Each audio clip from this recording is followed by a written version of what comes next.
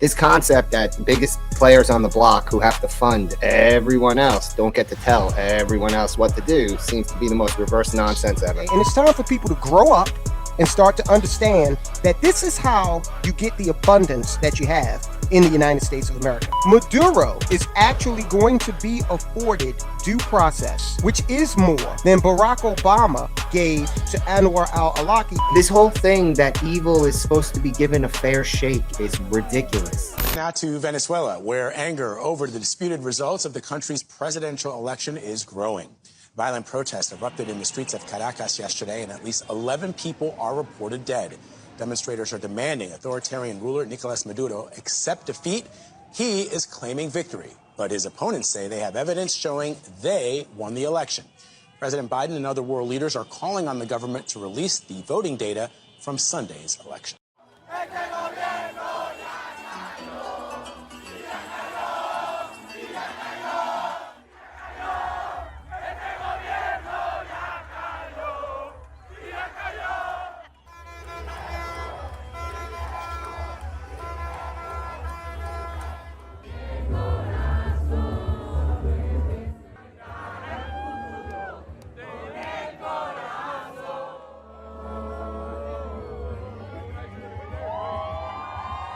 Welcome to Just the Guys Podcast. What up? Happy New Year and welcome back to Just the Guys Podcast, where our mission is to bring back shame, because shame is the feedback necessary to bring correction to what's destroying our communities. And what's destroying our communities is oftentimes rooted in communism. Now, guys, the biggest news this week happened in the dark hours of January 3rd. It was the capture of Nicolas Maduro, the socialist strongman who's ruled Venezuela since 2013, and he was the hand-picked successor to Hugo Chavez. Now, this is the end result of a system that promised dignity, equality, and justice, and delivered corruption, drugs, and fear. And here's why this matters. We're watching echoes of this same ideology rebrand itself in American cities with different language, different faces, but the same moral framework. Socialists tell us regime change is evil until they want to wield power. They call strength immoral until they control the levers. John Eldridge once wrote that gentleness only has meaning if a man has strength. If you're gentle because you're weak, that's not virtue, that's incapacity. That's the difference between peace through strength and peace through submission. So tonight we're asking the question that cuts through all that noise and nonsense. Do you stand with Trump or in solidarity with Maduro? I don't know if you guys remember the episode where we had a socialist on, and we had Davon Love, and I keep going back to this episode because I think it exposed a lot. And if you haven't watched that episode, you really got to check it out. Probably wasn't our best moderated episode, but there was a lot of information that came out of it, particularly how socialists think, how it really is a hive mind, and there's no difference in the way these guys thinks. But I want to play a clip from that episode, a little segment, because he is talking about, he's kind of defending Venezuela and America's position in America, what America does to strangle socialist countries, dictators, regimes, whatever you want to call it. So I'm gonna play this. Set of comments first is that, and I'm gonna go back to the example that I was gonna give. In Venezuela, Hugo Chavez used oil reserves.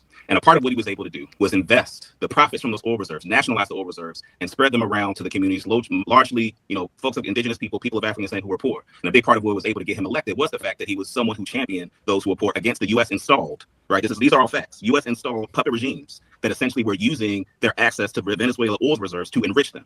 A part of what the West did was that they partnered with the trade unions in Venezuela and engaged in economic strangulation. Because if the world system is dominated by the United States and Western interests, then they can engage in an economic strangulation of those that go against the systems of governance that they're interested in.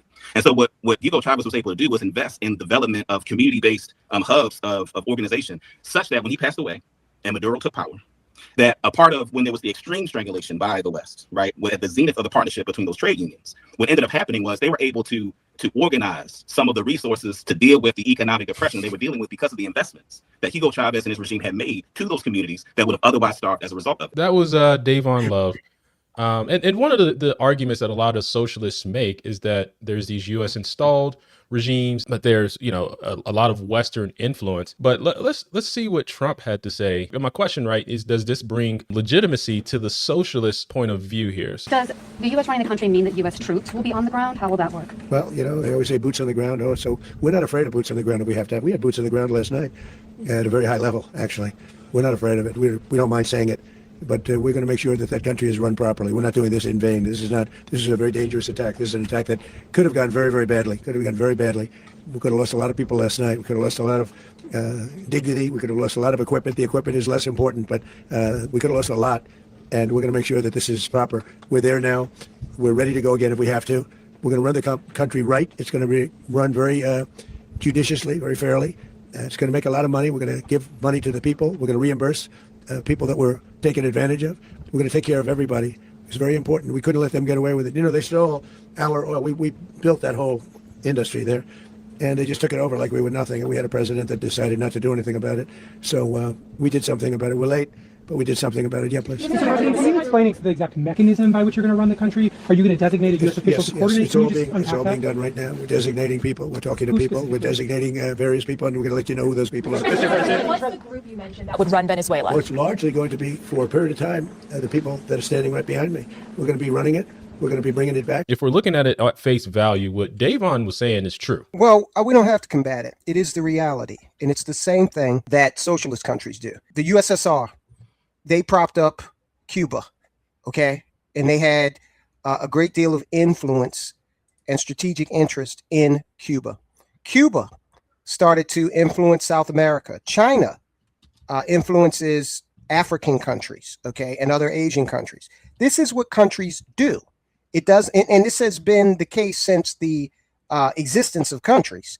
Countries will do things that are in their interest, and if that means wielding power in such a way as to influence a situation somewhere else in the world that will benefit them, then that's what they do, okay? And it's time for people to grow up and start to understand that this is how you get the abundance that you have in the United States of America. This is how you're able to walk into a Walmart and have an overwhelming selection of junk food, for example. This is why you're not paying $7 a gallon, unless you're in California living under that socialist regime, for a gallon of gasoline. So we need to, and if you don't like that, then here's what you can do. You can opt out. You can say, I'm not going to drive on these roads that were made by oil. I'm not going to use plastics. I'm not going to use gasoline. I'm going to go back to a 16th century version of life, sans conveniences. Okay. Now, here's the other truth. Nicolas Maduro lost the election. That's not me saying that. That is the Assembly of Venezuela saying that, and the international community. He refused to leave. All right. That's a fact. This is the reason why Venezuelans are dancing in the streets while Democrats defend a dictator. No Kings. The No Kings group is now defending a dictator. Yep. And this is the last thing I'll say on this. As far as the oil is concerned, Venezuela mismanaged the oil infrastructure after they socialized the private companies. They took the profits to fund social programs. They didn't reinvest any of the money into the infrastructure, okay, to continue to draw oil and distribute it and refine it. And the other thing, price controls. They took that country. Hugo Chavez, who was the predecessor to Maduro, took that country from the single richest country in South America to a country that before Chavez died and during the transition when Maduro was coming in, they hit 800% inflation. People were literally, women and men, you talk about OnlyFans, were selling their bodies to get money and getting animals out of the Caracas Zoo to slaughter and eat. That's what socialism did. So when you get a Davon Love that comes on and wants to espouse the joys of socialism while living in a capitalist country, he hasn't left, okay? He lives right here in America.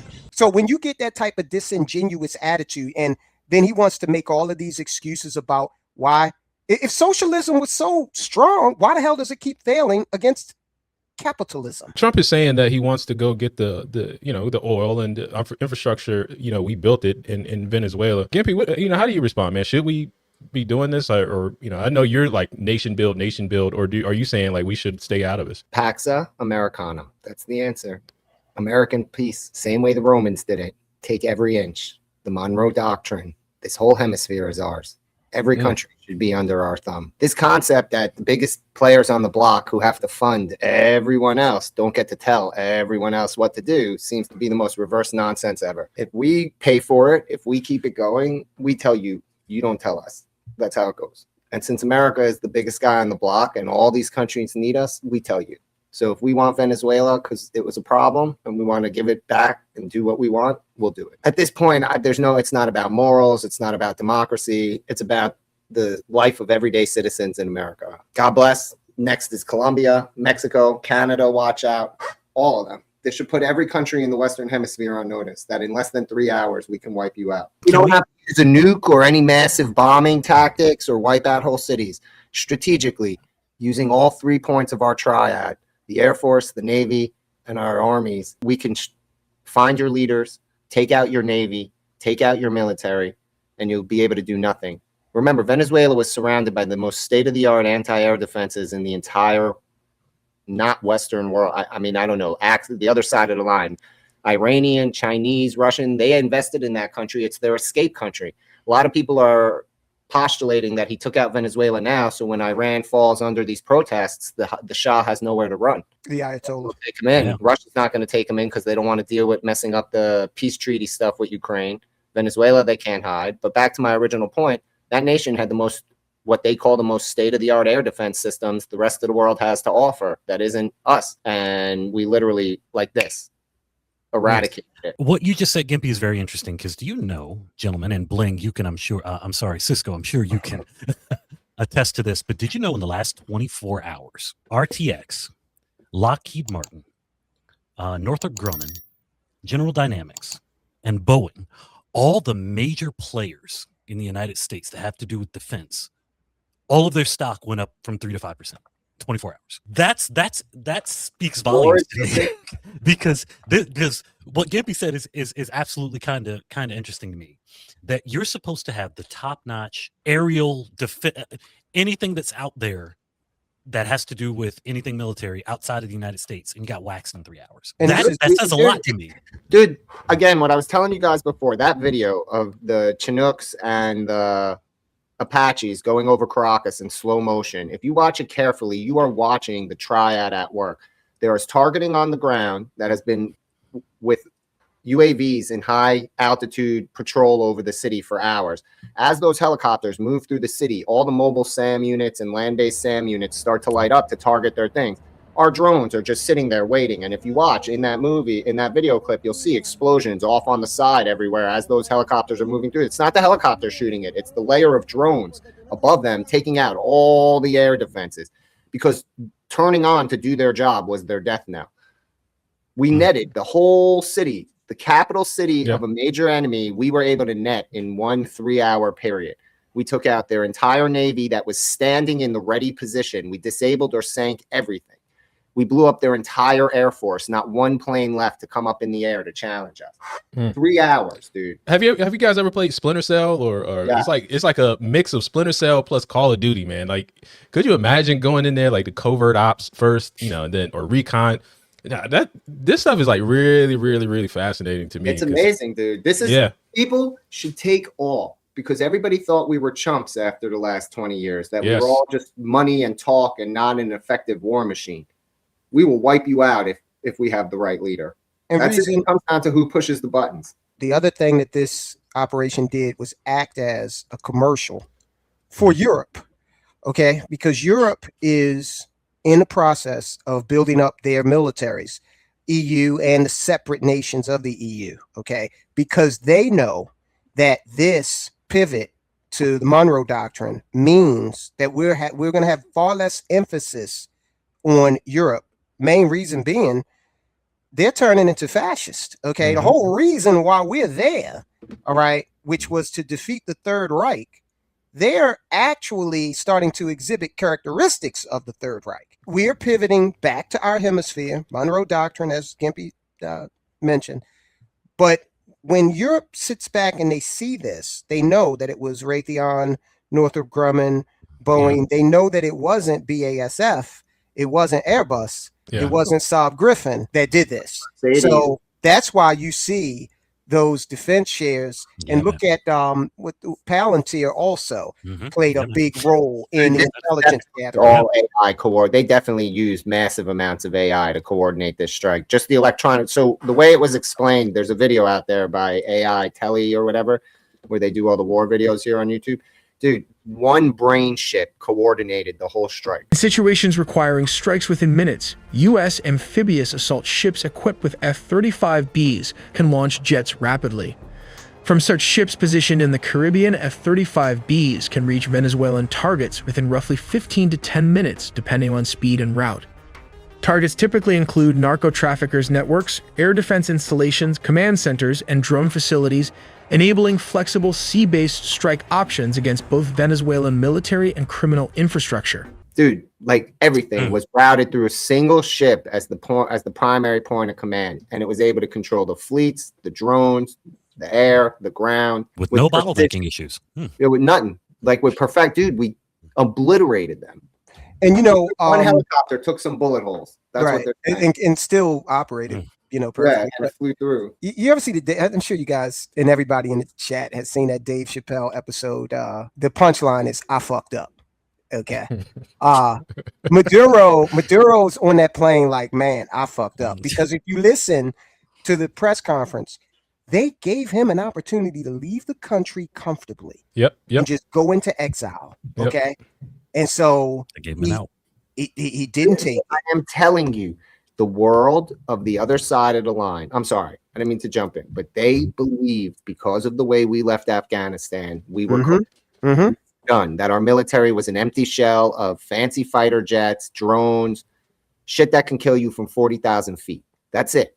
They thought that all we were was a remote targeting system. Today they saw that every aspect of our military fires on perfect cylinders. When we need to do what we need to do, it's the guy sitting in the Oval Office that makes all the difference. Today should demonstrate why presidential elections are important. The one part that I'm not keen on is us getting bogged down in Venezuela.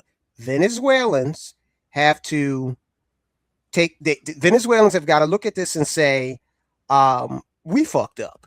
Okay, by inviting the socialist Chavez in. Okay. And what did we get for it? We got 800% inflation, okay, a totally wrecked economy. No one wants to, it's not a destination spot. Passport bros don't even talk about Venezuela. So what did we get from this? It did not work. New York City residents, take heed, okay? We're gonna get to that. We're gonna get to that in a moment. Just to wrap it up real quick, if we're there to make sure the elections run such that the person leaves if they lose, which was Maduro. But all right, cool. We've got to wield influence, and we can do that from DC. We don't necessarily have to, because that's the thing that eventually is one of the things that contributed to the fall of the Roman Empire and is contributing to the fall of the US dollar by having all these far-flung engagements. They're going to name that lady the Peace Prize, the one who won that didn't take power. They're going to. He said we're going to designate people, so he's going to pick her. Of course, she told that he won the election. Right. He's going to pick her. Her and Rubio are going to work out the deal. If the military doesn't comply, we'll send more special forces in to force them to comply. They'll restack the military with loyalists, and then we'll be on our way. He's not looking to occupy it. He's looking to control just the oil fields, just the gold mines, right? He's just looking for the money in it. He's not trying to build the nation. He's going to let Venezuela build the nation with the constant Damocles sword hanging. Dude, it is Pax Americana. He is doing it like, I understand what you're saying about how the Romans got screwed, but he's doing it the way the Romans did it when they did it right? You come, you Hellenize the nation, you force them into a capitalist economic, social, cultural secularism to match us.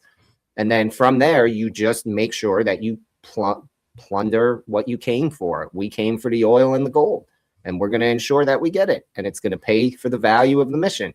And that's how nations are built, people. I know it's not a comfortable thing in 2026 to say, but live and let live doesn't work when they send in the agent provocateurs to rot you from within. So that's something with Davon Love that you brought him up. No, we don't have to platform his argument. He's a communist. We have to run him out of town and tar and feather him. You don't talk to them. You don't engage with them in debates. They're not here for debates. They're here for a revolution. They admit it openly every single time, dude. You don't try and change their mind. You beat them to death and kill the idea with them. And anyone who thought that that was a good idea, you beat them to death. Like, I'm sorry, man. Like, they say it to your face that they're going to do it to you.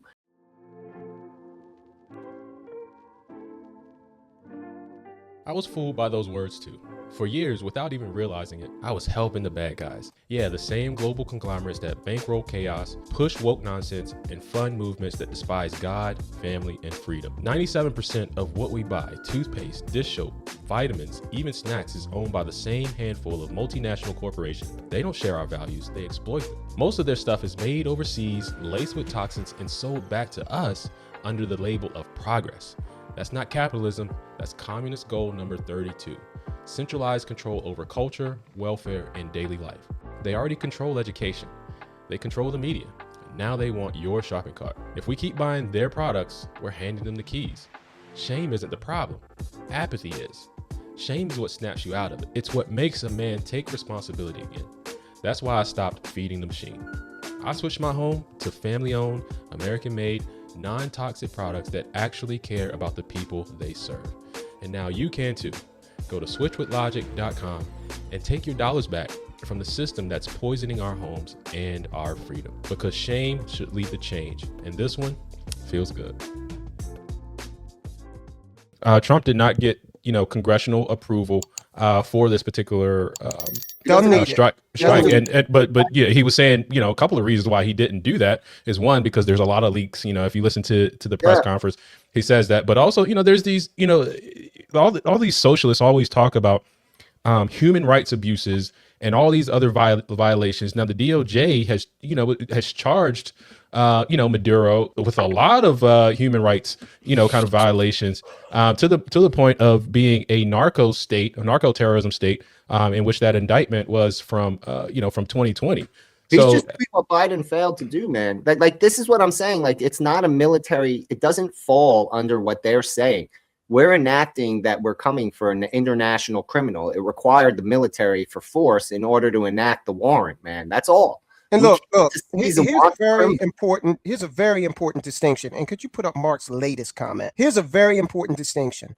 Maduro is actually going to be afforded due process, which is more than Barack Obama gave to Anwar al-Awlaki, a U.S. citizen that he took out in an extrajudicial strike.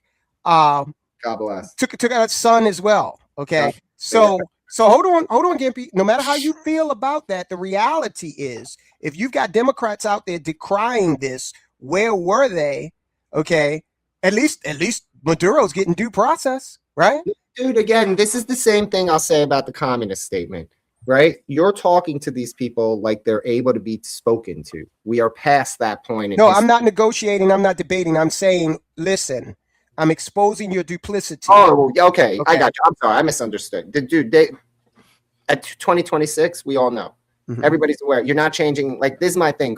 You want a resolution to go back to the beginning? I resolved to stop thinking the toasters are going to change. We spend a whole bunch of time. I'm sorry. We should be more KJ than we are. There's no one's mind to change anymore. Everybody's picked a side. Thanks to Trump, everybody's picked a side. Right. Whether we like it or not, there's no middle ground anymore. Oh, I found a guy who voted for Trump. You read all these articles. I found a guy who voted for Trump who's unhappy now. Right. Well, I want to present some information for people to share, right? Because I get that. Because there's people out there that say, like, what do I say, or how do I respond? Or, I'm one of those man, shut up. Man, I'm one of those people, sometimes it's just curious, like, is what they're saying true? Like, I'm like intellectually curious. Is what a socialist saying, is that true?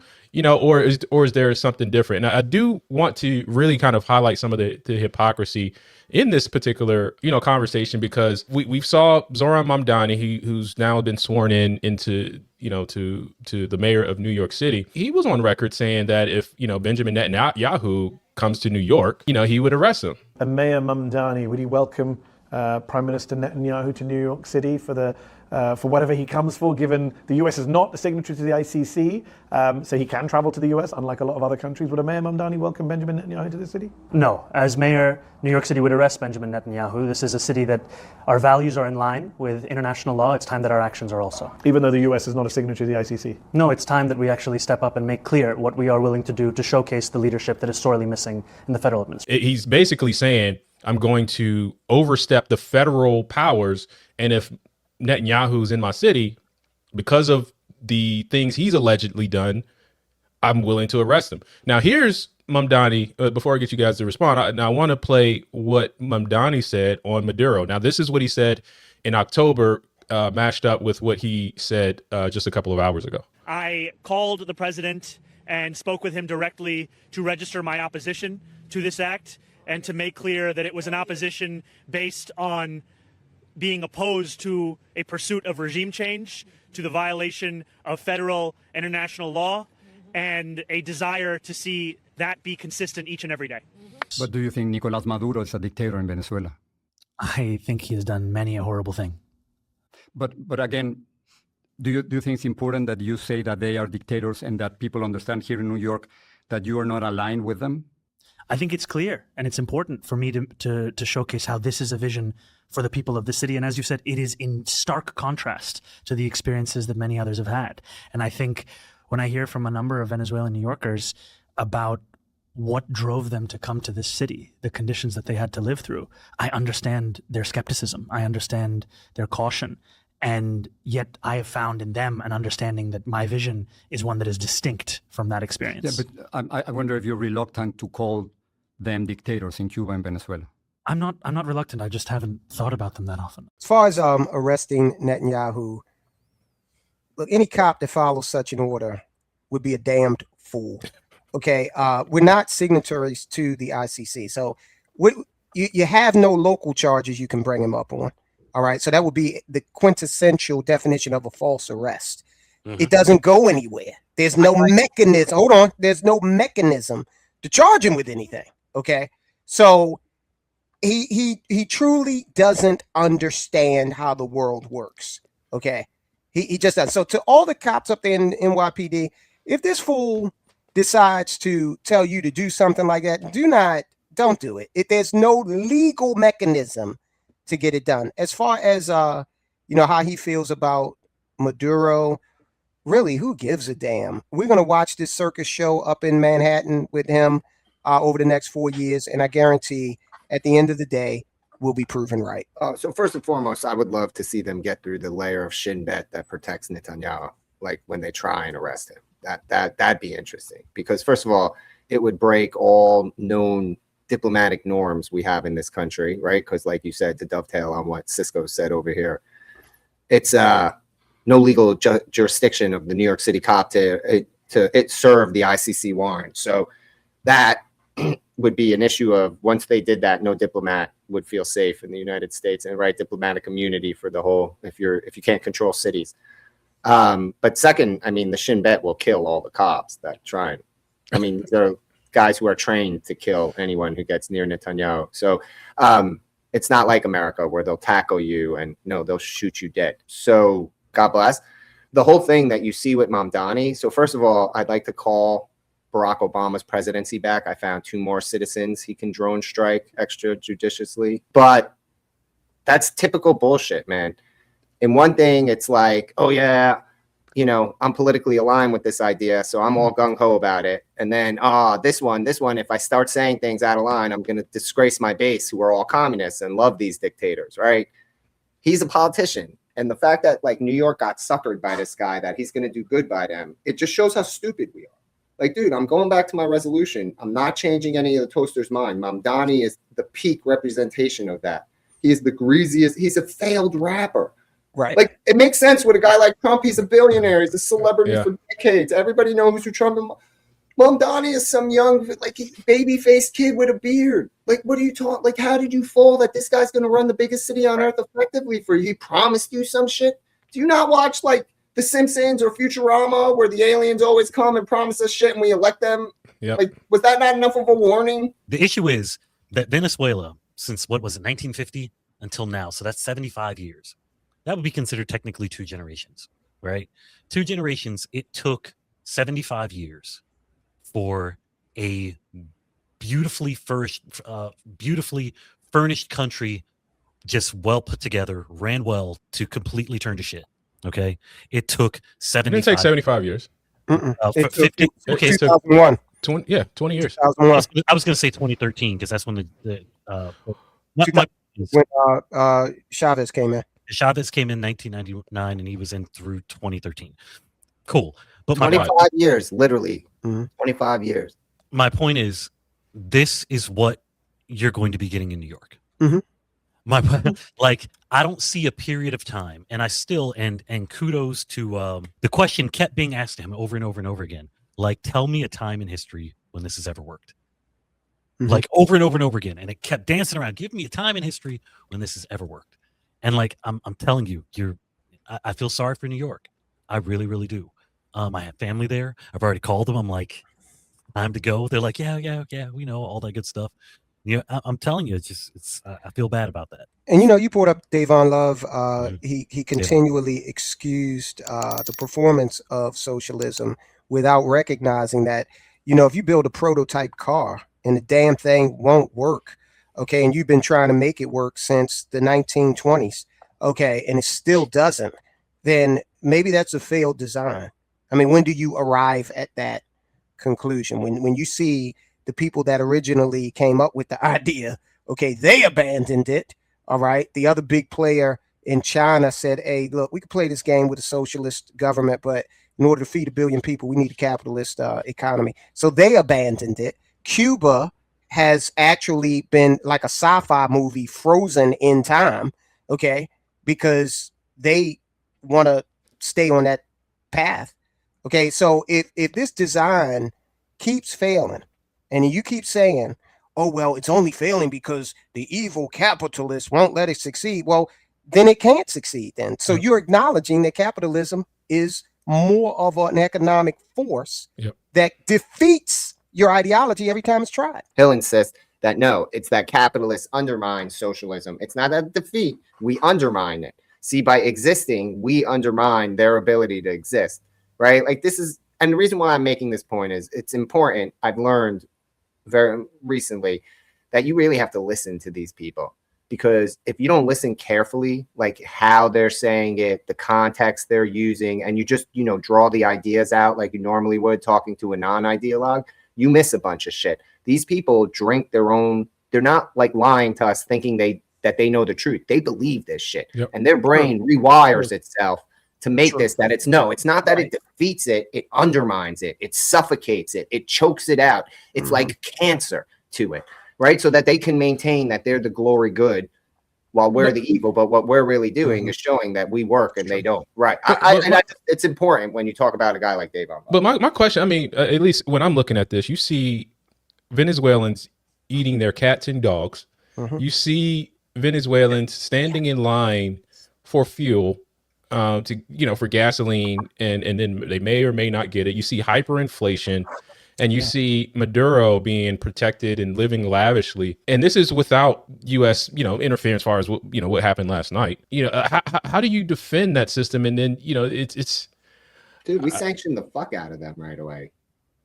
But if you're doing so well, right, and you have the skills and your system works, shouldn't you be the example of what it means to be a successful socialist country? I just don't if 25 years isn't enough time to demonstrate that socialism works, and if I don't see the masses of people celebrating in the streets. Now, there will be some people celebrating, but the masses of people celebrating in the streets if our economic system falls today, if our president was taken out like this, like, I don't see I don't know. It's just baffling to me. And to also think about how close we were to having another election stolen, the opposition being assassinated. The opposition was trying to take Trump out last year. You know what I mean? So it's just to think how close we were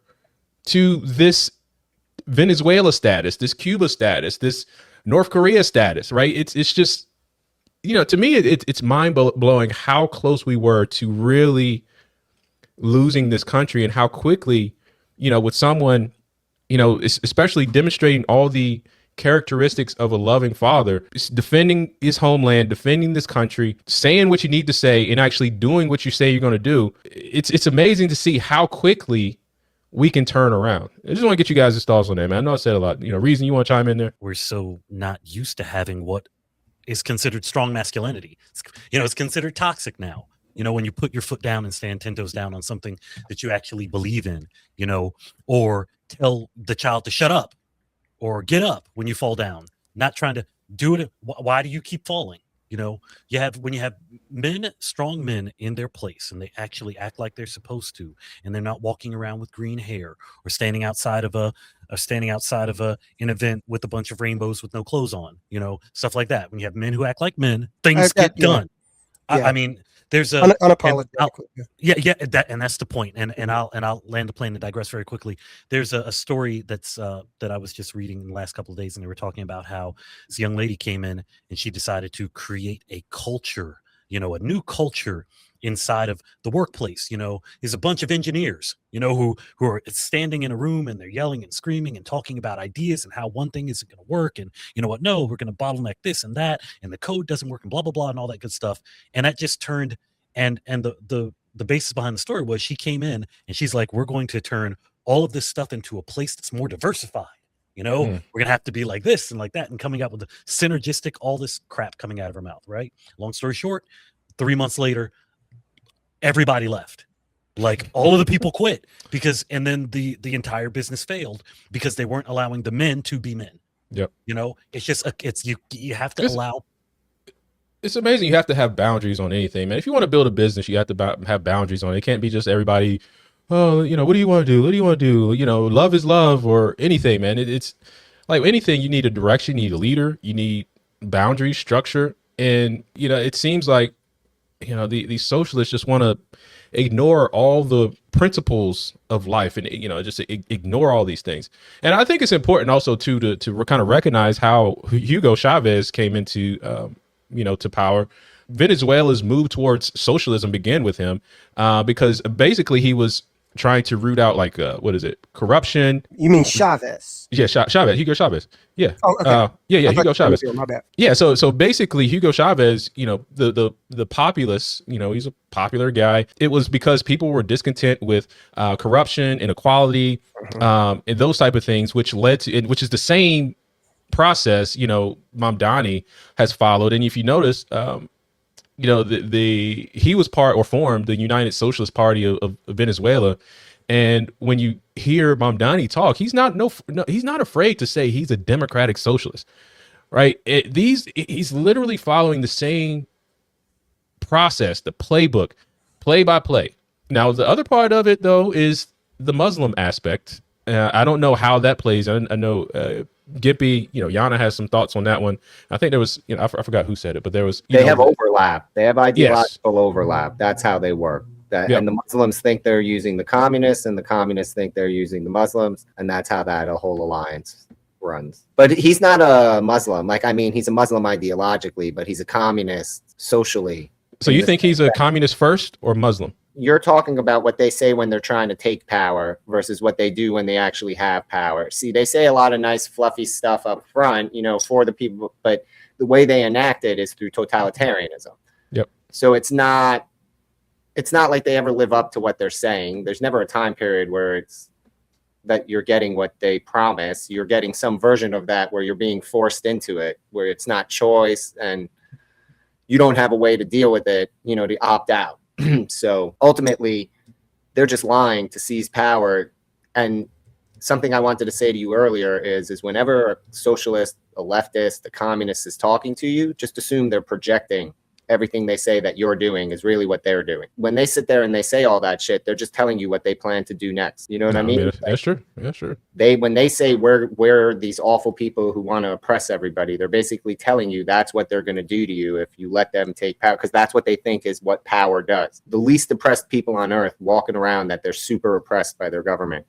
Comparative to all of human history, the United States of America is literally the freest that a human has ever been in all of human history. Yeah. No one is freer. And you could say, oh, you're not free. Okay, on some sort of sliding scale, yes, we're not chaos free. But compared to what it was to be a serf or live in ancient Persia, what was the average life of a Persian? They just want the power. They'll say anything to get it. And they're just going to do everything they claim we're doing to keep it. Yeah. Guys, make sure you hit that like button, share, and subscribe to Just the Guys podcast. Again, we go live 6:30 on Saturday evenings. Of course, you can join us on the live stream. And you can catch the podcast episode on Wednesdays. We will release the podcast condensed version on Wednesdays. And yeah, so you can join us live, but you also join the Shamers Club. And you can help support the show. Great to see you. So I want to get your comment here. Do you stand with Trump or are you in solidarity with Maduro? I stand with Trump 100%. Tell us why. I don't know a ton about Venezuela and what goes on there, but I do know Maduro was definitely a bad guy. Like, I watch Jesus, the body language guy, and he's from Venezuela, and he absolutely cannot stand Maduro and what Maduro did to that country. Does he talk about the Maduro diet at all? No. Have you heard of that? No, is it like dogs and cats or? No. So Maduro diet, it was a lot of Venezuelans would say they're on the Maduro diet, and you would see them like lose a lot of weight. And it was mainly because, they just weren't eating, there's a mass reduction in food. So the Maduro diet was that, there's a lack of food, lack of resources. And so that was a thing. Definitely check it out. Basically, the story with the socialists is they're always supposed to help the poor people, but in the end, the poor people end up starving to death. Pretty much is what happens. Well, no one's poor if everyone's poor, right? True, yeah. Yeah. Well, thank you for joining us tonight, That's Files. We look forward to definitely seeing you again. All right. So, welcome to the show, Kung Fu CJ. Want to get your thoughts on the question: do you stand in solidarity? I mean, do you stand with Trump or solidarity with Maduro? I did the survey thing. Yeah, I stand with Trump. I was in the Navy for 8 years. I was on 2 ships. We patrolled that area all the time, 6 to 8 weeks at a time. I've even had to board ships to inspect, make sure no contraband was coming over here. So I get it. And basically the DOJ was basically executing a warrant. He already been indicted in 2020. They just executed a warrant. And guess what? We sat out in the water and waited for something fishy to happen so we can blow it off the land or out the water. Simple as that. Do you think, I guess, the recent activities of blowing up the boats, I guess, kind of feed more into the case? Does that help build the case against Maduro, or how do you think that plays into this particular action? It definitely helps. Think about this. We have satellites that can see your house from space. That means we got drones can see through your ship to see what you're carrying. And it's not like they were on tankers. They were on fast boats. You're not fishing in a fast boat. Those boats get up to 100 knots. That's fast. Man, look, Kung Fu CJ, you'll get this. You running 6 Yamaha 250 horsepower engines. You got no running lights on, okay? Right.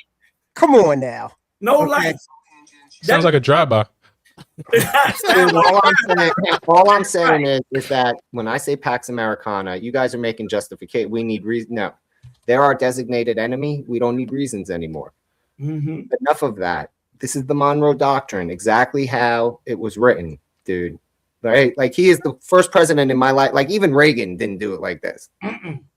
So I'm just saying, like, this is what the Monroe Doctrine looks like. This half of the world is ours. We own it. It's not a colony. It is all ours. It's not, everyone is a guest. We determine what happens.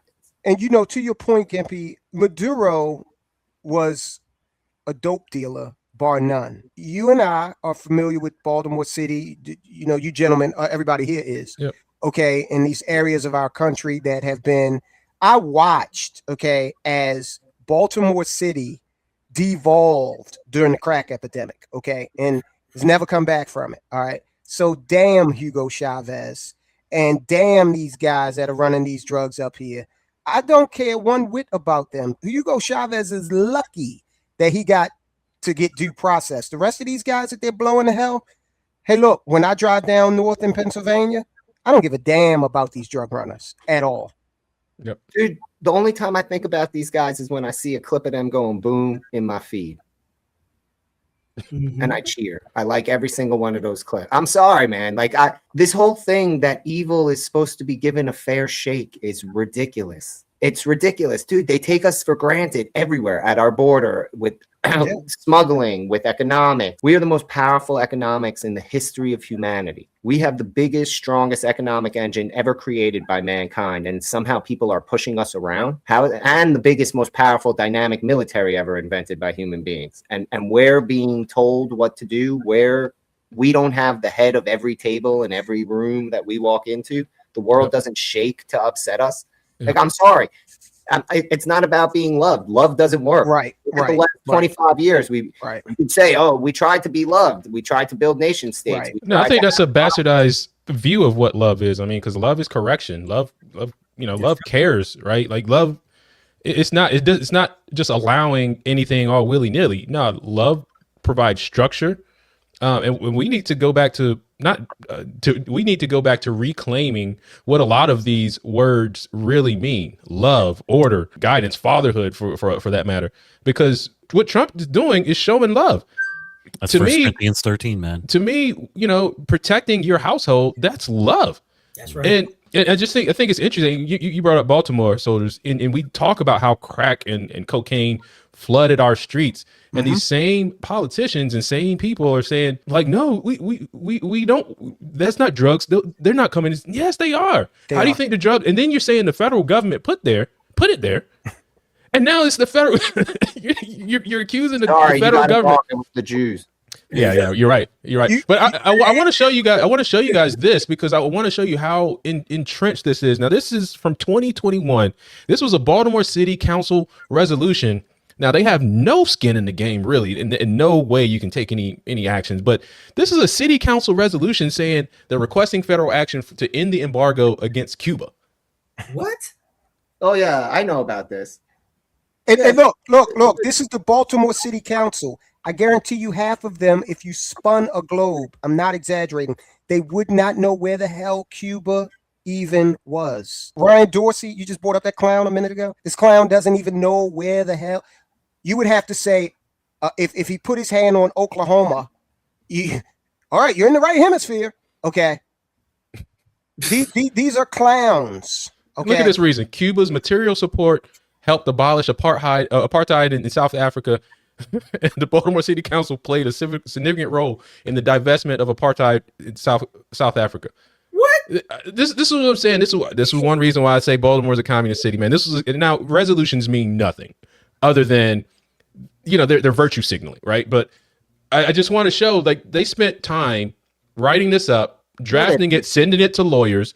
So this could be all done by some come on, you know how it works. But this is what I'm saying, man. They didn't do any of this. They rubber stamp it because they think it looks good. Like, again, I'm on your side with this. I'm not disagreeing with you, but like, we know the reality. Some non-for-profit came to them with this, wined and dined the right people. They got all their influence peddling done, and Baltimore City Council passes this resolution. They don't read it. They don't do nothing. Their intern signs it for them. And they talk about it in a meeting when they all are prepared to vote in advance for it to pass. Come on, dude, this is why you were running to be the head of the city council, to stop this shit.